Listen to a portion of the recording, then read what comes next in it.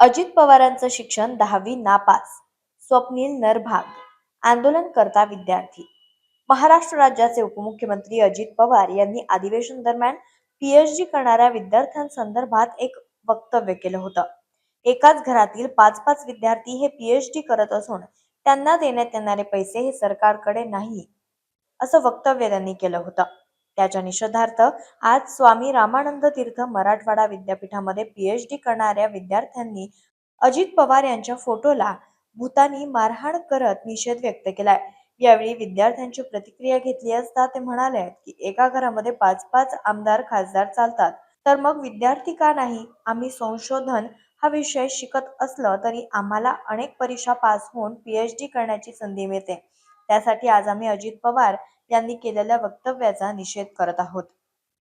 अजित पवारांनी सर्व विद्यार्थ्यांची माफी मागावी, अन्यथा त्यांच्या घरावरती सर्व विद्यार्थी मिळून मोर्चा काढतील, असा इशारा आंदोलकांनी सरकारला दिलाय. आपण पीएचडी करताय, आज आंदोलन केले अजित पवारांच्या विरोधात. हां, माझं नाव मीना आरसे आहे. मी संशोधक विद्यार्थिनी आहे. आज बार्टी विद्यार्थी कृती समितीच्या वतीने अजित पवार यांच्या संदर्भात आम्ही निदर्शने केलेले आहेत.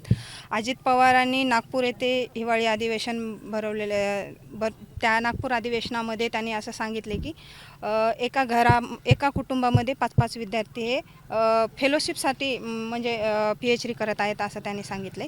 पण हे सक्त चुकीचं आहे. कारण एका कुटुंबामध्ये 5-5 विद्यार्थी कुठं आहेत ते तुम्ही आम्हाला दाखवा, हे आमची मुख्य मागणी आहे.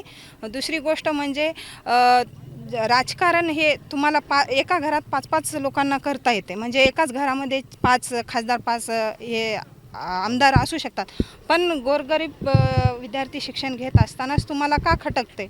म्हणजे तुम्हाला म्हणण्याचा अर्थ असा आहे की गोरगरीब दीनदलित कामगार कष्टकरी जे वर्ग आहेत त्यांना शिकू द्यायचं नाही का? म्हणजे मागच्या हिवाळी अधिवेशनामध्ये म्हणजे 2023मध्ये त्यांनी असंच एक वक्तव्य केलं होतं की विद्यार्थी हे पीएचडी करून काय दिवे लावणार? म्हणजे तुम्हाला म्हणायचं आहे तरी काय ते तर तुम्ही सांगा. कारण ह्या मागचा जो घोटाळा आहे त्यामध्ये अजित पवार यांना हात घालता येत नाही, म्हणून त्यांनी असं वक्तव्य करत आहेत असं मला वाटते. कारण का 2022चे जे विद्यार्थी आहेत त्यांचे 764 विद्यार्थी होते. त्यांच्यामधून त्यांनी असं सांगितलं गेले की 200 विद्यार्थ्यांना फक्त फेलोशिप मंजूर करा. कारण बाकीच्या विद्यार्थ्यांचं काय? म्हणजे त्यांच्या मागचा जो घोटाळा आहे त्यांना ते घ्यायचा होता. काल परवाच त्यांचे चिरंजीव पार्थिव जे होते त्यांनी एवढा मोठा घोटाळा केले, त्यांच्याबद्दल कोणी वक्तव्य का करत नाही हे आमचं म्हणणं आहे. तर तुम्हाला गोरगरीब विद्यार्थ्यांना शिकू द्यायचं नाही का? म्हणजे जिल्हा परिषद शाळा बंद पडलेल्या आहेत त्याच्यावर तुम्ही बोलत नाही. अतिवृष्टी लागू झालेली आहे. महाराष्ट्रामध्ये इतक्या मोठ्या प्रमाणात नुकसान झाले, विद्यार्थ्यांची कुठं फीस माफ नाही. म्हणजे त्याच्या संदर्भात सुद्धा विद्यार्थी खूप प्रमाणात आंदोलन वगैरे केलेलं आहेत. शेतकऱ्यांच्या भावाला भाव नाही, त्यांनासुद्धा तुम्ही पैसे देत नाही. म्हणजे उगाच उठलं की सुटलं काहीतरी बोलायचं आणि निघून जायचं, म्हणजे चिल्लरपणा झाला आहे की काय? म्हणजे तुम्ही 10वी नापासचे माणसं आणि एक तर संशोधक विद्यार्थ्यांना तुम्ही असं बोलतात. म्हणजे संशोधन करत असताना म्हणजे डायरेक्टली काय ॲडमिशन होत नाही. त्यांच्यासाठी सेट द्यावं लागतं, पेट द्यावं लागते, तरच विद्यार्थ्यांचे ॲडमिशन होतं. आणि बऱ्याच कॉलेजमध्ये परमनंट प्राध्यापकसुद्धा नाहीत. म्हणजे त्यांचं भूमिका काय आहे? अजित पवारांची एक नेहमीची सवय आहे, ते जेव्हा त्यांना वाटेल ते बेताल वक्तव्य करतात. कधी मी पाणी कुठून धरणात लघवी करून देऊ का, की कधी म्हणतात की पीएचडी विद्यार्थी मागच्या हिवाळी अधिवेशनात म्हटलं त्यांनी की आम्ही काय पीएचडी करून काय दिवे लावणार आहात का? मुळात अजित पवारांचं शिक्षण हे 10वी नापास.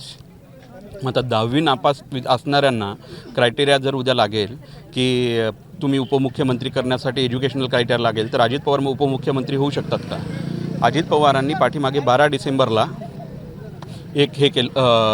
एक मागणी, जेव्हा 22-23च्या विद्यार्थ्यांच्या बार्टीचे ॲड काढण्याची 23-24च्या विद्यार्थ्यांची मागणी होती, तेव्हा अजित पवारांनी म्हटलं की एकाच घरातले 4-4, 5-5 विद्यार्थी हे पीएचडी करतात. ते कशासाठी करतात? तर त्यांना महिन्याला 42,000 रुपये भेटतात म्हणून. तर आमचं म्हणणं आहे की आमचा विषय आहे, इंटरेस्ट आहे की आम्हाला एखाद्या विषयामध्ये संशोधन करायचं आहे. मग तो विषय आम्ही ठरवतो, त्याच्यामध्ये विद्यापीठामध्ये कुलगुरूच्या अध्यक्षतेखाली मान्यतेतून आमचा विषय फायनल होतो.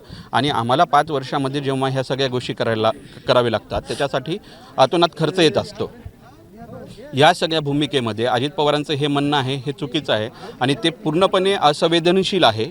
इथल्या एखाद्या संशोधन विद्यार्थ्यांना पीएचडी करायची असेल तर त्याला खूप मोठ्या प्रमाणात एक्झाम्स द्यावं लागतात. नेट, सेट, पेट या एक्झाम्सच्या माध्यमामधून ती क्रायटेरिया पास होतात. मग त्याच्यानंतर प्रदीर्घ कालावधीनंतर 2 वर्षानंतर त्यांना 2.5 वर्षानंतर फेलोशिप भेटत आहे. मग पवारांच्या या वक्तव्याचा आम्ही निषेध करतो आणि अजित पवारांनी जर संशोधन विद्यार्थ्यांची माफी नाही मागितली तर या पुढील काळामध्ये अजित पवारांच्या घरावरती आम्ही महाराष्ट्रभरातील संबंध संशोधक विद्यार्थी त्यांच्या घरावरती मोर्चा काढणार आहोत.